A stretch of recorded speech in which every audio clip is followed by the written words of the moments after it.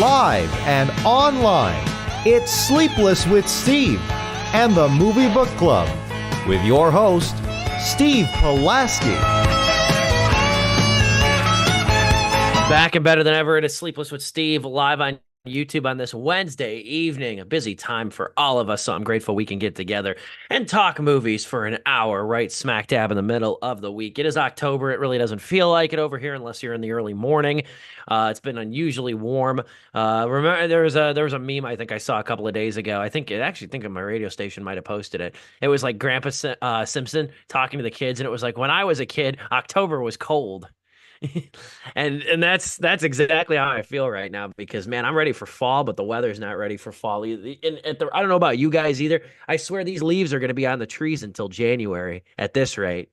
I was thinking about that driving to work this morning. I'm like, the leaves are still all over these trees, and it's like this is fall, isn't it? It's just weird how the seasons shift and how everything kind of comes to pass like that. We got one focus today, which is in contrast to last week, where we had just an influx of people dying, and we had to, try to address, all of them or most of them and things like that on top of news and everything. But we are talking today, Joker Folie à Deux, anticipated sequel to a certain degree, sequel to the 2019 film with Joaquin Phoenix, one of the most controversial movies of the last decade. I can vividly remember when that movie came out. It feels like another lifetime in a way when that movie came out, because it was pre-pandemic. It was huge. I remember seeing it opening night back in Peru, Illinois, Thursday night, and there was like security there too. Because if you remember, there was all those thoughts and things like that there was going to be threats at movie theaters and things. That they were kind of like taking preemptive action, going back to The Dark Knight Rises, and what happened tragically in Aurora, Colorado. And I actually learned doing research and stuff for my review of Joker 2 was that, that Joker, the sequel and the first movie did not play at that Aurora, Colorado theater. Really? The town petitioned studios, and the studio said they'll oblige, and they didn't show it in Aurora, which I thought was understandable, totally understandable. I thought that was fascinating. I thought that was I'm surprised the studio obliged, but I'm glad they did. But we're talking Joker Folie à Deux today. Very very important title over here. Very French title, if nothing else, too. Excuse me. But we're going to talk Joker. That's going to be the main meat of the show, and it left us with a lot to discuss, so I'm very excited to discuss it with you gentlemen. First things first, Joe Viso, how are you doing today? I'm doing really good, man. You know what? There's been something I haven't brought up on Sleepless since it started, and that is the Chicago Bears. Go Bears! Dude, man, I'm so proud of the franchise right now. I think the rebuild and what we've been doing so far is looking good. Hell is on its way, and hell is our divisional games. But right now, man, I mean, the teams that we're facing, the fact we've kept games close, and the games that we lost, we kept close, and the games that we won, some of them were winning by a lot. And it's like, wow, this feels great. We're not out of the frying pan just yet. We still got a long way to go. We'll see how this team does during divisional games, but I am happy as a Bears fan. It feels good to put on a jersey in the morning on Sundays and be like, I can't wait to watch the game, man. I can't wait to see what these young guys are going to do. It's exciting. It feels exciting to watch this team again compared to other times where it was like, maybe they'll do good. Maybe. Now it's just like, no, you know what? We're actually seeing week by week improvement. Other than the Bears, I'm doing solid. I had a very relaxing weekend. The only two things I did is I went out to Oktoberfest, had some good German food, and then I saw Jokey. I've been calling this movie everything but Joker. I've been calling it the Jonkler, Jokey, the Jocklist, and like just giving it stupid names. But that was the only two things I did. I saw I almost said it again, Joker, Folie à Deux, and Oktoberfest. Yeah, I don't want to talk too long because I could go an hour, but no, it is good to. It's good to see a Bears team that actually has promise and has been delivering on a lot of the good vibes and optimism of the season. Now, we had a shitty 2-game stretch there for a minute, but we're still figuring things out. And this is the time. The scheduling has worked in our favor, so we have the ability to figure things out before we get to the gauntlet of the division. But The only other thing I'll say too is that I thought about it, in that this is probably the first time since 2019 that I've watched the Bears with genuinely high expectations. In 2019, we got burned. We got burned so bad. That was the year after we won the division, Nagy's first year, and then Yep. that was just a fucking train wreck. That It just went 2019. down and down and down. That was a sore season. I remember that was one of the most pissed I got, because I actually had expectations. And then the last 2 years, like Fluce's first year, it was like, I hope Fields looks good and we get the number one pick, which we did. And then last year, it was like, well, hopefully we have a little bit more promise. We started 0-4. Fingers crossed we get the draft pick, and then we showed promise towards the end of the year and still got the number one overall pick via trade. And now this year, it's like we finally can root for something. There's actual foundation. There's things to look for. There's positives. Yeah. So we're in London. We got ass early game on Sunday. We're in London this weekend. So that's going to be an ass early. I think, what, 8:30 or something like that? I'm gonna sleep. I hate these fucking London games. I really literally do. tuned in for the fourth quarter of the last one, and I was like, dude, man, I'm not waking up any earlier than when I do now. I know I hate these. I hate these games. But anyway, Dominic, how are you doing, my friend? I am A-okay. It is literally, as we're watching this, as we're doing this show, I also have on a separate window the Hurricane Milton, which the eye wall is about to hit the panhandle, or not the panhandle, the shaft that is the downstate Florida. And yeah, that's really fun to see. Not fun, of course, but rather, as we talked about in our Twisters review, I'm low-key a fan of storm chasers and tornado chasers, such as Reed Timmer or Pecos Hank, etc., and many others. So what's happening with these hurricanes is effing crazy, and it reminds myself that, hey, you know what, Chicagoland, pretty cool place in terms of weather. Winters suck, but just grab a shovel. You're all right. The speed at which these floods happen is insane. So good luck to the people of Florida and anyone else being affected by this hurricane. These storms, multiple hurricanes, they're just happening back to back to back, pumping them out, and it is not letting up. Oh boy. The only comforting notion, or I mean, like, not even a comforting notion, but I think what I'm trying to say is a comparable notion to what we experience here related to a hurricane in the realm of flooding comes usually towards the ass end of winter and the beginning of spring. It's usually when there's a lot of snowpack on the ground, and then we either get rain or it warms too fast, and that water's got to go somewhere. I feel like every couple of years, like, the area gets flooded, and out here now, like, back home and stuff by you guys, it was like flooding on the streets and stuff. And that happens out here. But out here, the concern is the Mississippi River. Since we're so close to it, we live right off of it. Yeah. Out here is the Mississippi River. And that shit, when that gets high, yes, that's terrifying. It'll flood like the riverfront of Dubuque. It's happened the last couple of years I've been out here. It's actually pretty scary. We live at such a high elevation point on the west side that it doesn't affect us per se, but it affects downtown businesses. It absolutely does. You need flood insurance downtown. But we'll talk Joker, Folly Ado. Now, I think the first thing people need to realize with this movie, right out of the gate, Joker was never intended to have a sequel, which is very rare for quote unquote comic book movies. I have a hard time calling this a comic book movie, but I guess by definition it technically is, even though it's really just a sort of a reimagined take on the Joker character.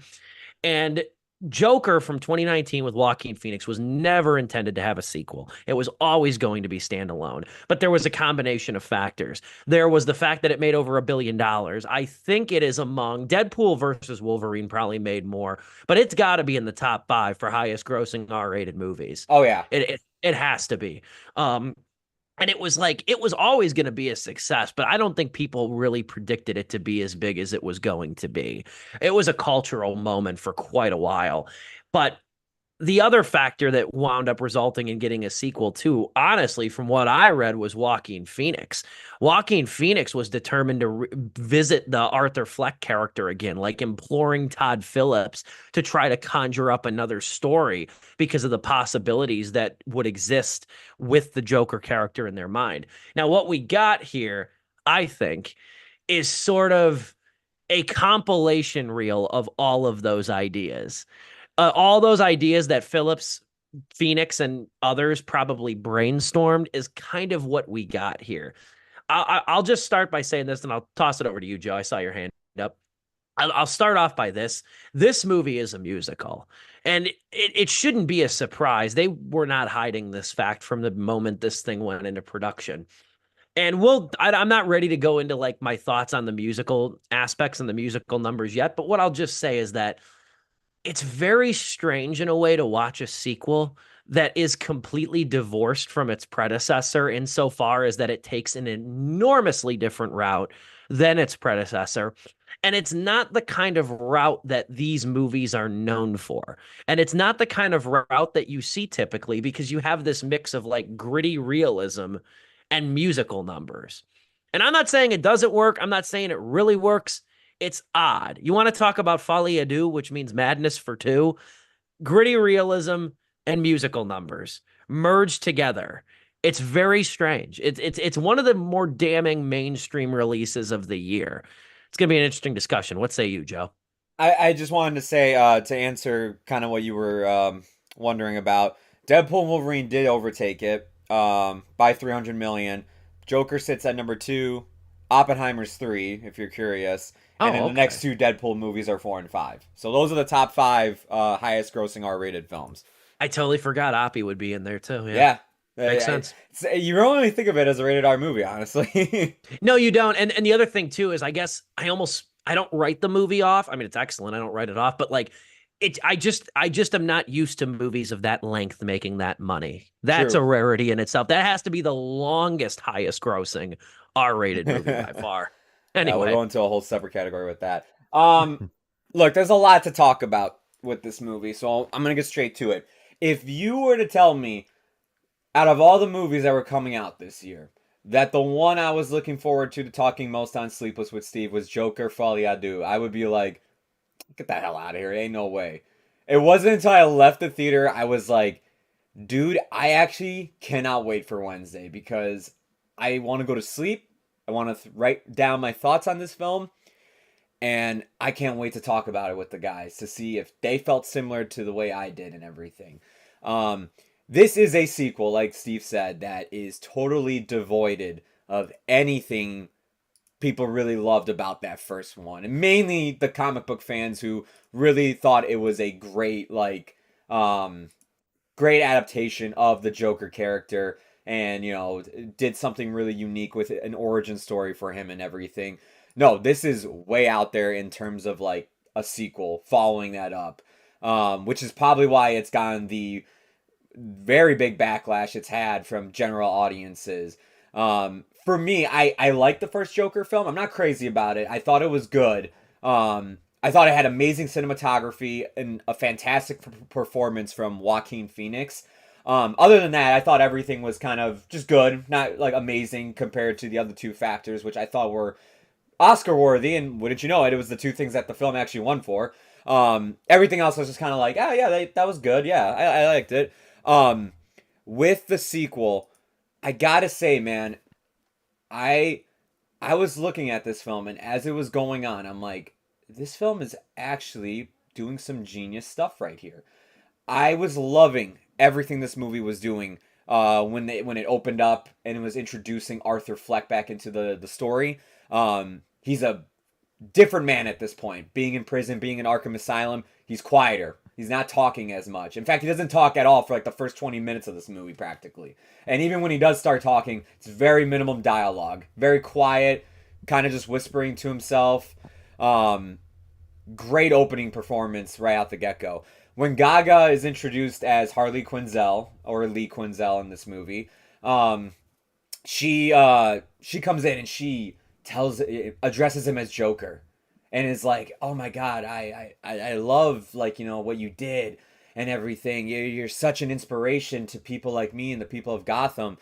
And immediately the character of Arthur Fleck is like emboldened by her, like kind of gaslighting him into thinking Joker is some kind of hero. And his whole persona starts to change when he's told that by her whenever he's around her. He gains more confidence. He starts taking charge around the prison. He starts getting a little bit more tougher to the guards, starts talking back to them in slight ways. Um, and, she just keeps emboldening him as time goes on while they're in the asylum together. And it reminds me totally of like stuff like Charlie Manson or even Ted Bundy, where he had followers, especially both of them when it came to women, that would just throw themselves to killers like that and claim they were something bigger than like society makes them out to be, as like, these horrible people and everything. I was loving the movie. And then we got to the courtroom stuff. And then everything in the movie that I was loving starts to fall apart. The musical numbers that I was kind of like, I kind of dig what they're doing here, and like it's in his head, and it's showing that he like is becoming more bolder, and he like the singing is obviously like it's him like like expressing how he's feeling and everything in the moment. I love the set designs of some of the musicals that take place in the dream sequences, but then we get, and I know I'm going to criticisms here, but I feel like we have so much to talk to. I'm just going to jump into it, and then Dom, you can give your overall thoughts, and then we can just keep bouncing back and forth from there. When we get to the courtroom stuff, it immediately loses focus on what it wants to do. Majority of the courtroom scenes are basically just recapping the first movie. They go over information that we know about Arthur, his mother, his childhood, his neighbors. And it's kind of like, all right, like, this is kind of just repeating stuff we already know and kind of slowing down the film. And now the musical numbers, they just come in and they're just delaying us from moving forward with the plot. And it's like, well, now these are coming more distracting than actual, like, storytelling here and showcasing different things. There are only two scenes that I thought in the courtroom are really good, amazing scenes. One involves, they do bring another character back from the first Joker film. If you've seen the recent trailers, he does pop up in it, and I'm just going to say who it is. It's Gary Puddles, the dwarf actor, Leigh Gill, I believe is how you pronounce his name, right? Okay, thank you. Yeah. Amazing scene, probably the best scene in the movie. And it's followed up with a musical number that I actually thought worked, and actually follows what happened, because it's at the height of Joker's, like, or Arthur's, like, of him feeling himself, of being like, oh, I'm on top of the world and everything. There's also a really good shot leading up to that scene. Again, it's in the trailer too. He smokes a cigarette. He's not allowed to touch Harley Quinn while he's in the cell inside of the courtroom, and instead he blows the smoke into Harley, and Harley sucks it in. I'm like, that's actually a genius shot to kind of showcase what the film is doing. But other than that like stretch of scenes, which is only about like 10 minutes, the rest of the movie, it just feels unfocused. They actually start, like, they introduce something about Harley, and you're like, that's a really cool twist. What are you going to do with that? Nothing. She's kind of underused for the rest of the film then. So, man, I totally get the frustration and anger everybody is feeling towards the movie. I will say I'm on more of the forgiving side, and that's because I really did enjoy the first half. But that second half really drops the ball, man. I mean, it came close to almost crashing it all for me at the end of the movie. Which I'm sure we'll talk about the ending, and I'll touch that later. I want to pass it off to Don before we have to go to intermission. This is a litmus test. This is a classic litmus test for someone if you want to know how they are as a film goer. Oh yeah, and what they're into, how they view superhero movies or comic book movies, what they think about art house kind of type stuff, what they think about musicals. It's a real litmus test. Talking to my coworkers, that really illuminated my thoughts on this movie. Talking to my coworkers, I had to be on the defense. I had to be on the defense because my coworkers, they were definitely on the side that the internet seems to be taking, the common internet seems to be taking, which is like, this is the worst superhero movie of all time. This is the worst movie I've seen all year, et cetera, et cetera. In the year of our Lord and Savior, Madam Web, no less. Yes, exactly. Oh, exactly. The Madam Web marketing team must be like, oh, thank God we don't have to talk about it. We're good, guys.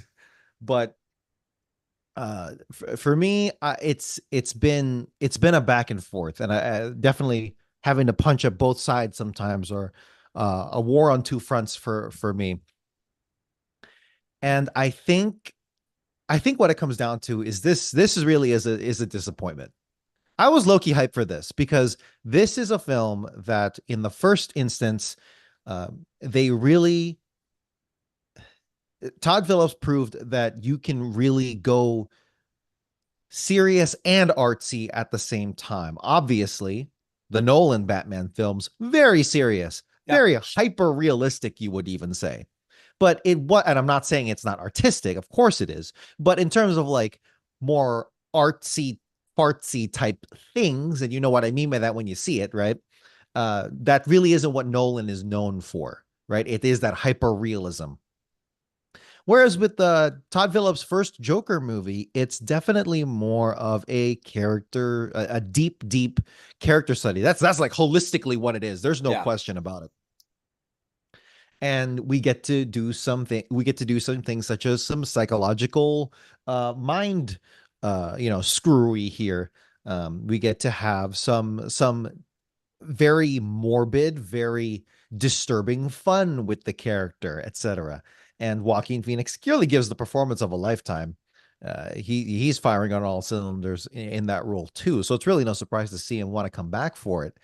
With the sequel, I was, like I said, I was very low key hyped for it because the idea of making a Joker and Harley musical film really is a fantastic idea. I really cannot stress this enough. It It really fits is, them both. It really it really does. does. And I was talking to some of my coworkers, and they were like, "Man, if you look at the Joker, that's not his style. That's not what he does." And I was like, "We just have to agree to disagree, because if you can't see it, I don't know how to convince you, because that is absolutely his style." Dom, And to give this to your coworkers. Batman the Oh Animated my Series, God, then come yes, back to please, please. And all the ingredients here really made for a great movie. It really is a good movie in here. But something happened along the way, and I'm very hesitant to go to my go-to a blame for this, but it really feels like that this is a really undeveloped and half-baked execution. Something needed to be done here. I am venturing even to say that this is a Lucas Phantom Menace situation, where you just gave this guy full complete reign of the project, and we will not know until we get some kind of behind the scenes thing here, so I really can't say for sure. But it really seemed like you gave the director full control, without full trust, and without any kind of like leash, which is disturbing for me to say. I'm like, I'm usually on the side of like, no, let the artists do what they want. I mean, freaking look at Marvel's whole repertoire. Look at what they do to all these directors and creatives, right? But something happened here along the way where Todd Phillips just was high off his own supply, it seemed like at times. This needed a second pass. I don't Maybe this needed a script doctor, maybe this needed tighter editing. Jeff Groth, the editor, man, were you asleep at the wheel on this thing?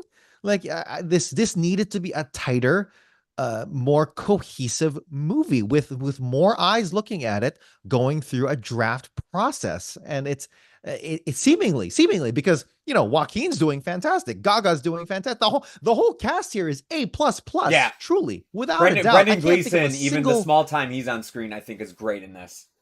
Absolutely, I cannot think of a single weak link in terms of the cast. I truly cannot, looking at it. And hey, dude, Brendan Gleeson as the main guard of Arkham Asylum that yeah, the Joker has to deal with. What a wonderful performance. It's a seedy performance. Just that it's such a Chicago style, like, hey, he doesn't have he has an Irish accent, of course, which I cannot execute, but it's very much that style of like, yeah, we're on the near north side, and we're all, or northwest side, and we're all, happy go lucky here, and then he will just deck you in the face whenever you're too much. The cigarette scene, the cigarette moment. 1000%. The cigarette scene. It's such an interesting character, because you could tell, like, he's obviously a guard, and he like puts down Arthur because he's a prisoner of Arkham. But there are moments where visually he expresses through his facial expressions. Brendan Gleeson's so good at this.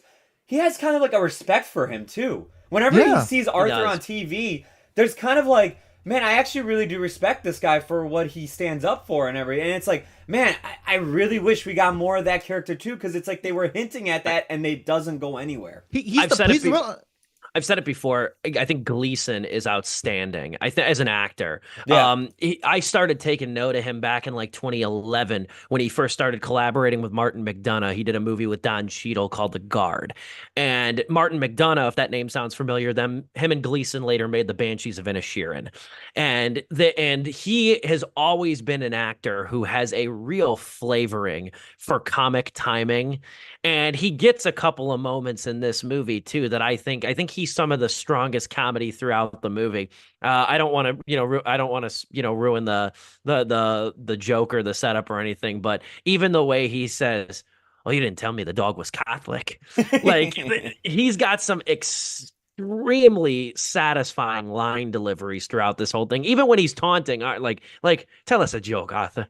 the, Just the the, way he'll do that, the passes he'll make. the defining scene, honestly, it's a nonverbal one. It's when Arthur he's like buddying up to his friend the guard, and then he lightly taps him on the back, and then Gleason just comes right back by just smacking him across the back of the head. I'm like, that is it right there. That's absolute Kino. God, I think that, what and incredible. Phoenix is the kind of person who was like, make that real. I bet that was a real slap. Hit me as Too. hard as you can. You know he asked for it. Like, Um, I'm like, that but felt like it hurt. yeah, and it's there's so many good things going here, but to see it all play out, something really just falls apart along the way. When it's one of those moments where you're 90 minutes in and you're going, wow, I feel deflated for some reason. I don't know what it is. And obviously I've had time to reflect, but when you're in the moment, it's like something here is gnawing at me. This is not feeling right. And that is what probably the mainstream audience, and I'm going to be a little hoity-toity here. I'm going to be a little elitist right here in my take on it, just because this is veering into another topic, but really the movie going public truly cannot handle on a mass scale a musical, an art house film, and something that interrupts their superhero genre to this extent. No, you got a point. Like, people fucking hate musicals for some reason. The vitriol for musicals is something I really will never understand. Like, and I get that.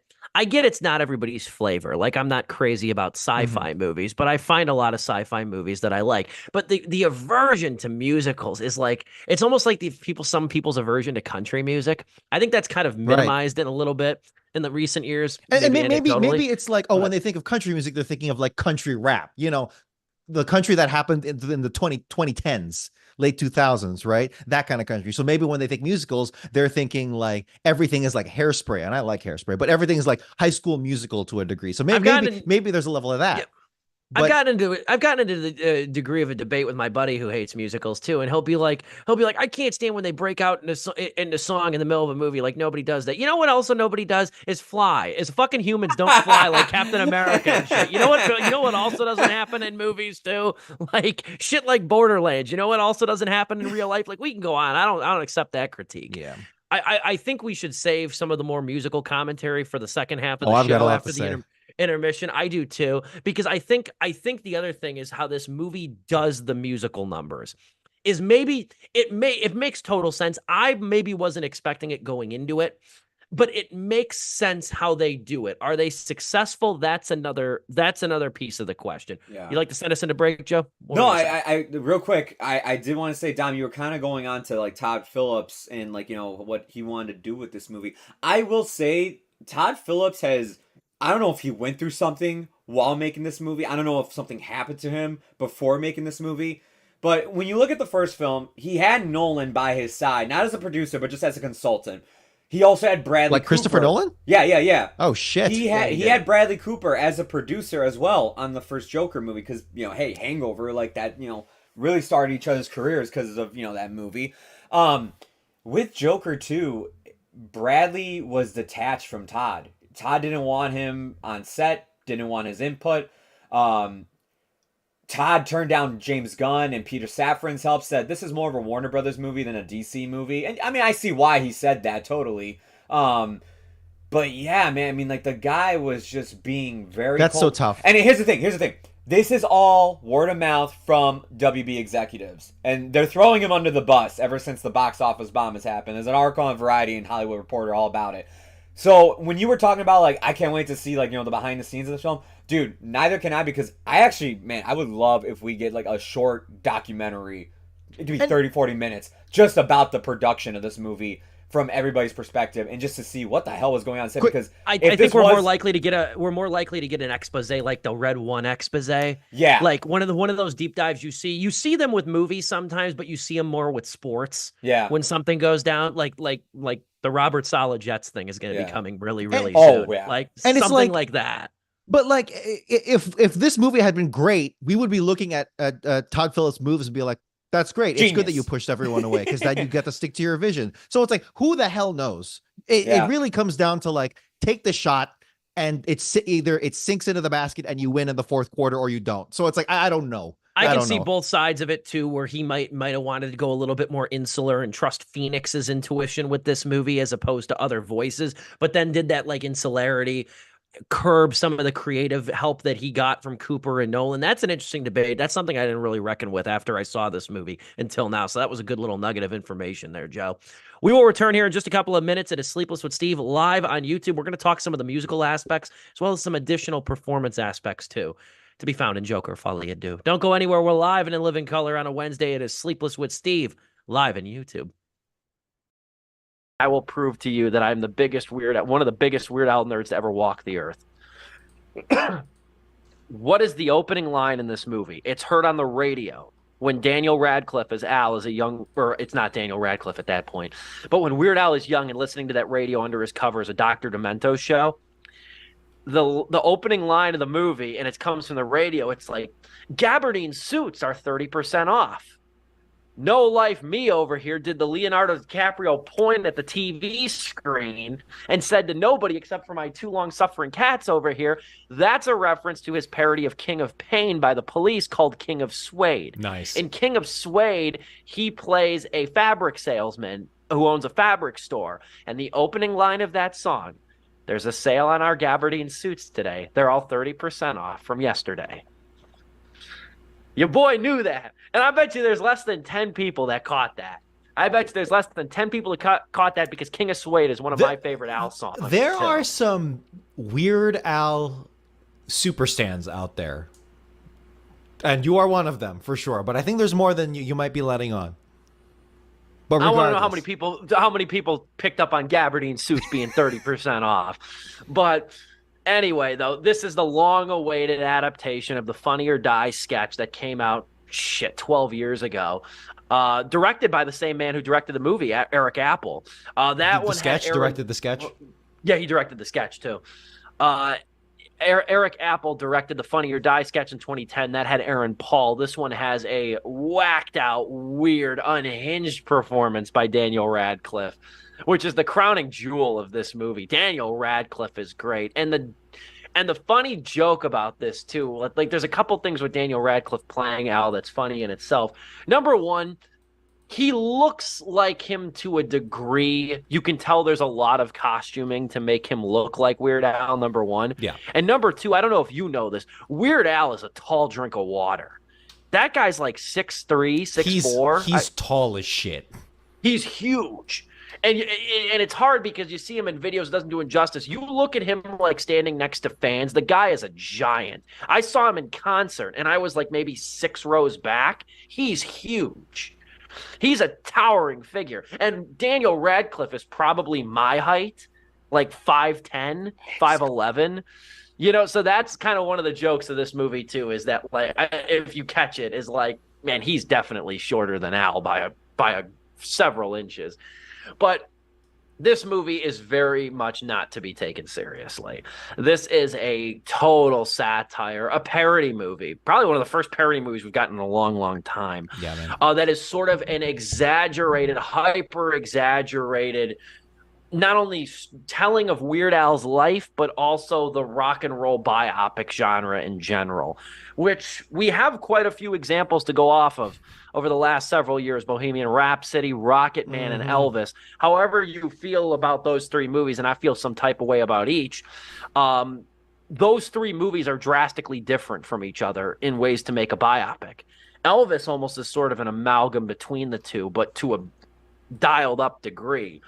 Where Weird, on the other hand, is just like, again, like the kissing cousin to Pop Star Never Stop, Never Stopping. That's been the movie, the point of comparison I made even when the trailer dropped. I said this movie is going to be very much in that wheelhouse, and it absolutely is. What say you generally about Weird the Al Yankovic story? This I actually did not know about the Funny or Die sketch, the original sketch way back when. Oh, And okay. I got a little nervous whenever I see Funny or Die pop up, just because it's their humor is for me hit or miss. Let me say this in that it is either funny or it dies for me, in the true literal sense of that phrase, because I don't know, maybe there's something about the transitional period from 2000s to 2010s.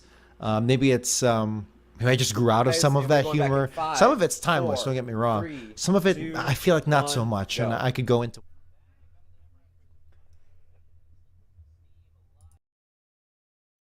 You do.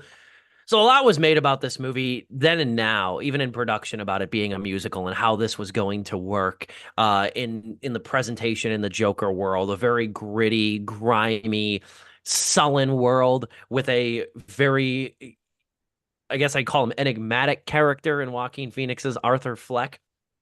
The musical numbers, if you haven't seen it, the musical numbers are very much like, I was trying to make a comparison. They're kind of like Gary Marshall's Chicago, where that they exist mainly in the characters' minds. Yeah. They're not really part of the linear story, which For the most part, for the most part, the vast majority of the songs, though, I think are imagined, are sort of like plays with the idea of Folie à Deux, of the shared consciousness between Lee and Arthur. Now, yeah. some do take place in obviously the present world. Not everything is, but a lot of them have like this La La Land, almost fantastical quality to them, and they're very aesthetically pleasing. They reminded me of like old Hollywood aesthetics. They also kind of look like a visualizer, though. In some ways, they also kind of have that sort of mood carried throughout the movie, where it's almost like it's not great. Like what it's conjuring up looks nice. Like it's got is this a aesthetics. Like critique or is it positive or negative? see, When that's you where say and that's where It's a little bit of column A and a little bit of it's column B. it's a folie à deux of positive and negative. But like the old Hollywood aesthetic comes through in like theater marquees and late night TV and stuff like that. And I think for the most part, I like the production of the musical numbers, but I think they felt in a way like filler for a story that wasn't fleshed out very well. And then you get the courtroom drama stuff, which has like ebbs and flows. Like most movies that are predominantly predicated on a courtroom drama or a courtroom setting, it has its ebbs and flows. As Joe mentioned, one of the best scenes in the movie is, I think, Lee Gill Yeah. as returning as Gary Puddles for a very brief but impactfully emotional scene. But the musical numbers as a whole, this might be one of the first musicals I've seen in a while where, like, I don't really feel like the songs were particularly memorable. I think the only one that really stuck out to me as the best number that fit the best and was probably the best overall song in my opinion was Joaquin Phoenix's "The Joker Is Me," Yeah. which is even sort of in contrast to what ultimately transpires towards the end. But I think it was probably the most, at the time for the sequence, the most fitting musical number and the best one that was executed. What about you, Dom? The, there's a great tactical error that happened in multiple songs here, and I would love to go back and count it. The first real song is "For Once in My Life," which Joker sings in the prison. And I was expecting a big number that we got in some of the trailers and would transpire later on in the film. But then you watch that number, it's literally just him walking around the room and nothing really happens. And as I'm watching it, I'm like, I'm waiting, I'm waiting, I'm waiting. And I'm thinking to myself, oh dear God, is this going to be every single song? And it kind of is and isn't. Because there are some great fantastical moments, Steve, that you mentioned. I want to say at least 4 of them. And then like the other half just is not that. And it's this it's again that half-baked nature in the execution that I'm really struggling to contend with. Of like, did they? Surely they didn't run out of time. Surely they didn't run out of money for some of these sequences. No, I think it's really just the lack of vision in some of these numbers, which is unfortunate. If you, I understand you can do that once or twice, where it's like, okay, there's no frills here. It's just them singing to each other. You can certainly do that once or twice, and that's great, because that's like a very powerful moment. But when you do it like 4 to 5 to 6 times, where I'm going, where is the pizzazz that comes with a musical? And we're just not getting it. And I know that's not the point, but really it's a great contrast, because the whole point of a classic American musical is that it's very, for the most part, happy, very, very engaging, very stunning, very that old Hollywood vibes, like a Singing in the Rain, the ultimate one, right? But and when you add that layer of that dramatic irony of what's really happening in these scenes and what's really going through these characters' minds, that's where the meat and potatoes of it is. But half of these numbers just did not deliver. My personal favorite actually has to be probably "I've Got a World on the String." I've got the world on a string, where Lady Gaga is or Harley is singing about how she's ready to go. She's ready, and at least there's cuts, right? I don't think they even go anywhere fantastical here, but at least there's cuts where it's like, hey, I'm getting ready for this. I'm going up the steps of this freaking courthouse. It's kinetic, it's cool, it's epic, and it's a great contrast to what happens in the actual courtroom scene, where it feels like a great, pulling the rug right under the audience there, which I'm a big fan of as well. We were just talking about it, Joe, in the green room. And when I think about that moment, I'm like, gosh, there were some really cool moments here that just did not pan out. It's like real 50-50 on at least the execution of the songs. The song choice here is fantastic.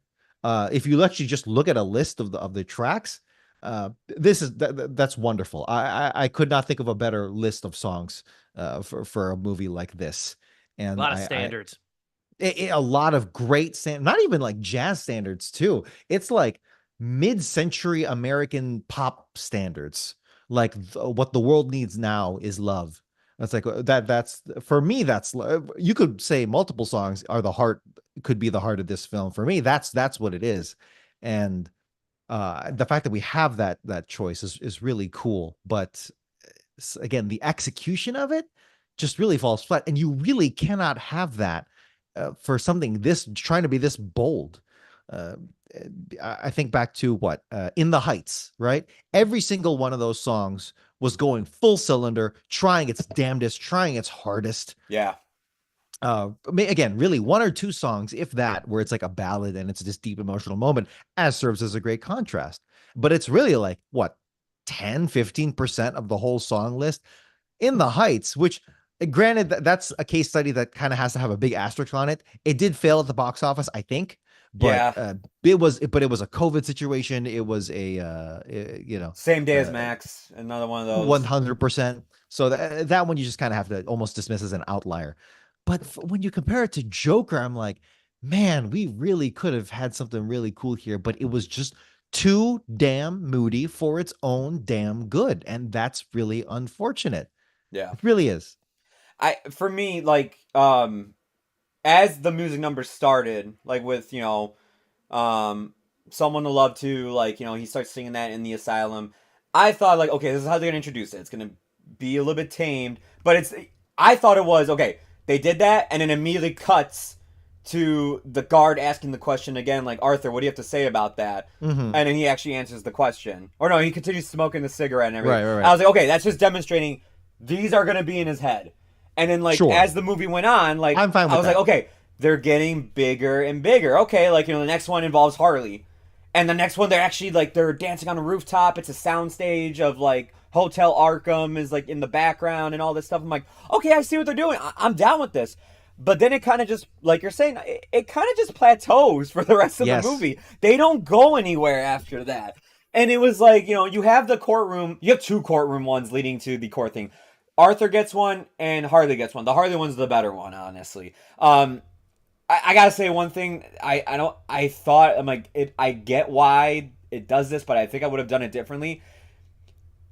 They make Lady Gaga tone down a bit with the singing, but she still sounds good.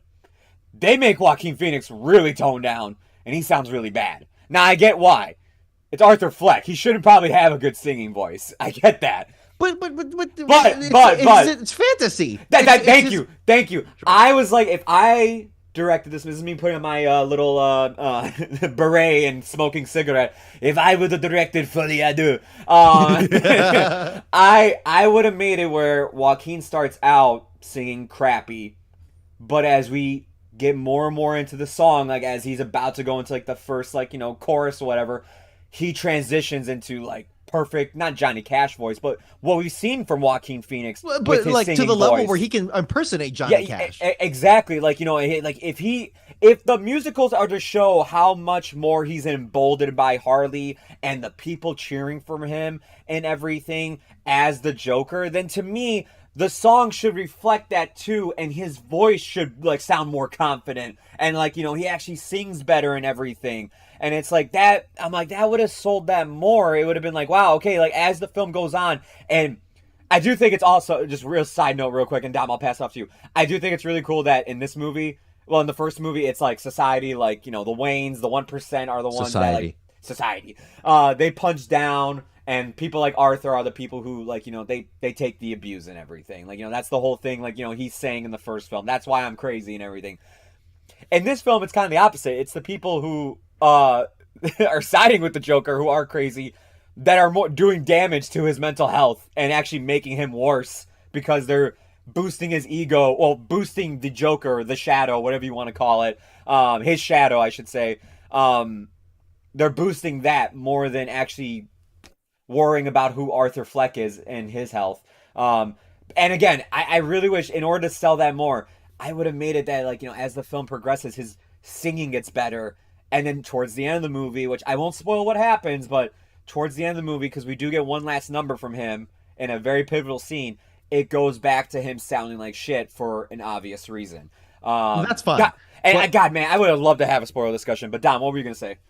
Okay, look, the crux of it is this: that opening animated sequence, which shout out to the animators and Todd Phillips for that. I thought that was a really cool animated sequence. Yeah. Very classic, like 40s, 30s Warner Brothers. They're literally Todd Phillips had the entire Warner Brothers library at his fingertips, and he utilized it for maximum extent here. Can I just say too? There was no DC logo in this movie. Not at the start, not even DC Presents. It was only Warner Bros. That's it. That's fine. Like, hey, all for it. Awesome. Great. The energy of that animated sequence sets the tone. And not only that, that's what everyone is expecting. Yeah. So it's like you set the tone here. And we want the musical numbers to match that.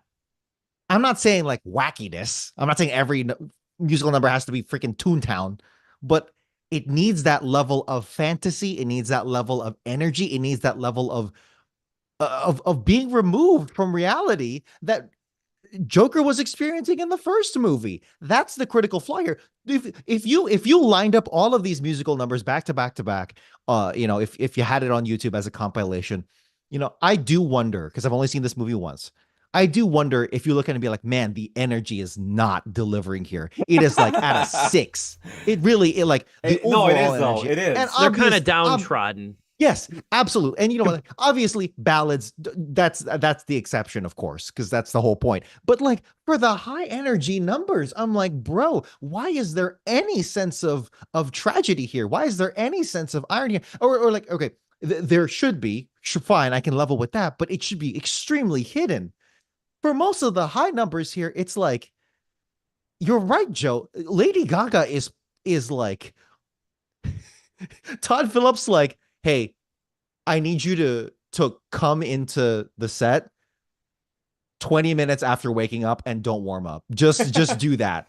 And that's the energy level I need you at, because we Yeah. know Gaga can slay. We Yeah. know she can do it. A Star But is Born. I mean, like we've seen it on yeah, film, so we know. And I think we're used to musicals like just having a different energy level. And that was the weird choice about making this movie a musical in the first place, is given the fact that Joker has this sort of glum and sullen tone to it which is throughout, fine. which is totally fine. But like, I'm saying it's an interesting experiment. I don't think it's entirely successful with it, but I do think it adds a layer of intrigue to this. I can't outright dismiss it, just the same way I even No, critiques and all. I was entertained by this for the most Honestly, part. same. I really was. That's why I it's a was confounding invested. little situation. I was too. I was invested, but I did I don't not think get the payoff that I think. I don't even know what Todd Phillips wanted from this movie. That's the issue. It's hard to put a theme on it. It's hard to, we can certainly imply a lot, but it's hard to, God, Joe, the way you explained it in the green room is like, wow, what a wonderful message that I wish I had gotten from this film. I really wish I had gotten it. the one one of What the I one said of in the the green room. Yeah. I gotta think back to what exactly because I Well, said just a lot. explaining how it's like, no, you need to Yeah, stop being yeah, this and you yeah, need to yeah. start being this. I'm like, Yes. Okay. cool. Yes. Okay. Yeah. Yeah. Yeah. one of the But thing, or I'm sorry, I'm going to interrupt you. no, I'll just real quick say is that if you want to argue that, oh, Todd Phillips was trying to pull the rug under you, it's like, no, sure, but it's not in a way that I enjoy, right? It's like I want to ride a roller coaster for the Yeah. increased heart rate and the thrills of all that. No, what I got here was like, it's like the Iron Wolf at Six Flags. It was not Raging Bull. It was Iron Wolf, where it's like my head was jerking and now I have neck pain. It's like, that's not what I want from this movie. Please I stop. I enjoy. I swear to God, Steve, you can have the mic once I'm done. I enjoy when a director wants to mess with the audience's expectations and like kind of like like you're saying like have red herrings and stuff. That's why I'm more forgiving of the Last Jedi, and I actually think it is a good movie. But like there are moments of this movie I even had to question like Todd. There are moments where you're doing that, and I think it works and it's brilliant. And then there's moments that I think you're shooting yourself in the foot, and it's like now it's not working. So what were you going here? And I'll say I do think one of the aspects that Todd Phillips wanted to do, and we can parlay this into closing thoughts. I do think that one of the things that Todd wanted to do with this movie was kind of maybe repent Joker in a way, in case he was like, I think what also got to him, and I don't know how it couldn't have, was the fact that there was all this talk about maybe potentially audiences getting the wrong message or idolizing this character instead of looking at it, maybe the original film, flaws and all, as a commentary on like society's outcasts and the mentally ill, and how these rejected people and the hurt people, and these rejected people, um, you know eat themselves alive inward, and then could take their, what I mean, could take their reign of terror, so to speak, externally into the world. I do think that a sizable part of the courtroom drama scenes is dedicated to the fact that it becomes like endless entertainment fodder for Gotham and the world for that Yeah. matter too. And I think that's even in a way like he was trying to maybe a little bit of signals like the Johnny Depp trial that we just witnessed, the Trump trial that we witnessed, and things like that. It's not a new phenomenon. I mean, this has been going back since like the O.J. Simpson days and stuff like that in that trial. But it's also like one of those things where you still see these people that are gripped by legal proceedings in the same way of like daytime television shows and things like that. And it would you think it would be an opportunity for Phillips and Scott Silver, the co-writer in this movie, to sort of contextualize precisely the kind of commentary they want Arthur Fleck's sad story to reveal and emblemize.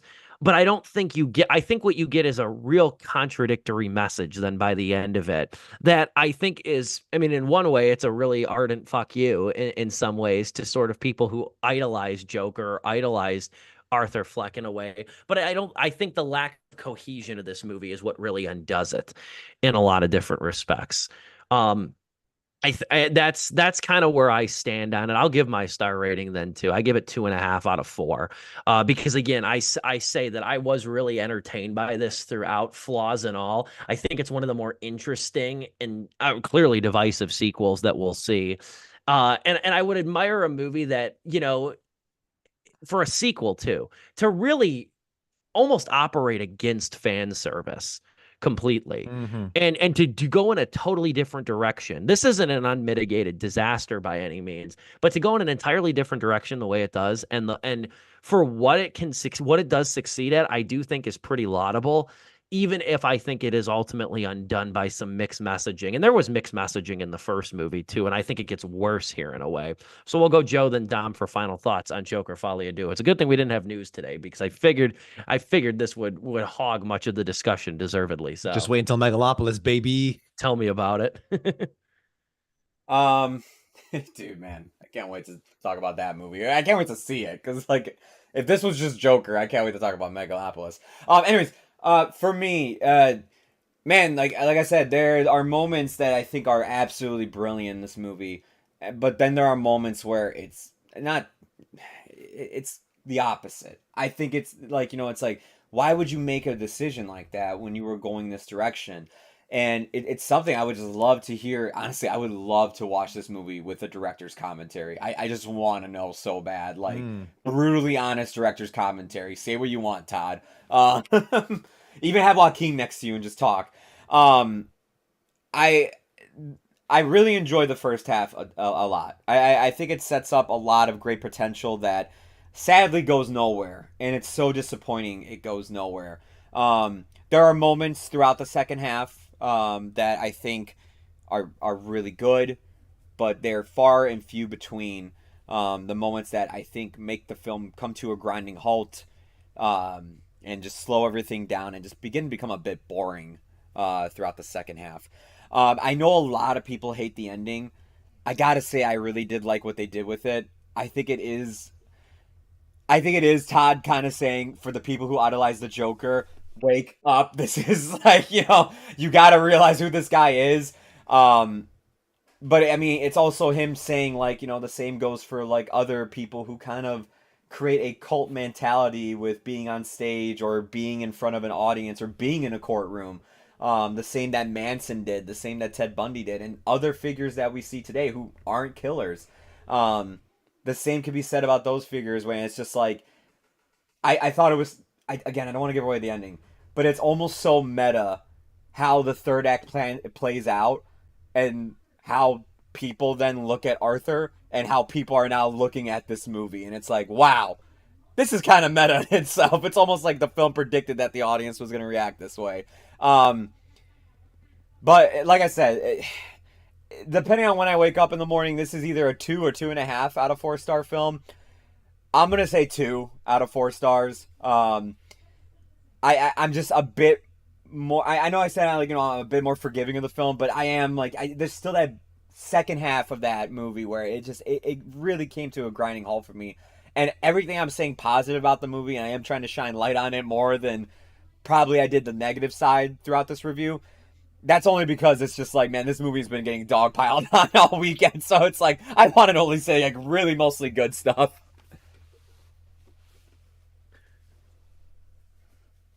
This movie is gonna have a discourse that's gonna be so infuriating to watch unfold.